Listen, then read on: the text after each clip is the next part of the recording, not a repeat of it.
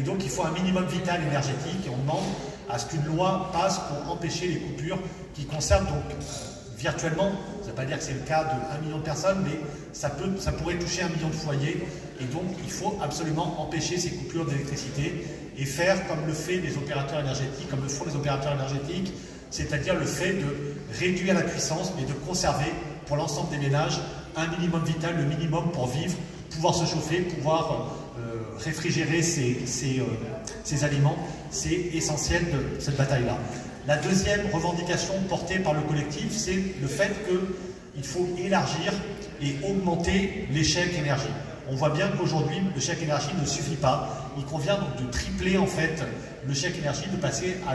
à une moyenne de 450 € d'aide pour les chèques énergie, mais également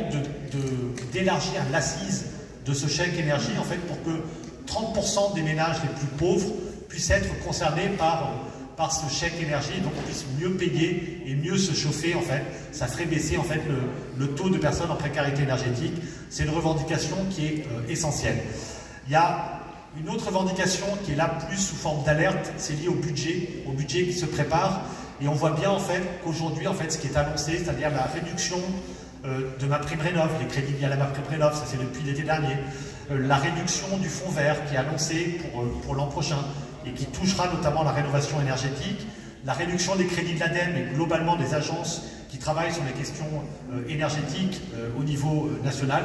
ce sont des signaux extrêmement négatifs en fait par rapport à cette explosion de la précarité énergétique, et donc il faut absolument que le gouvernement renonce à ces gènes et mette le paquet sur la rénovation énergétique. C'est essentiel, et il y a des propositions de loi qui sont intéressantes d'ailleurs, qui sont transpartisanes et qui travaillent sur l'élargissement en fait de l'obligation de rénover, notamment au moment de la passation en fait des biens.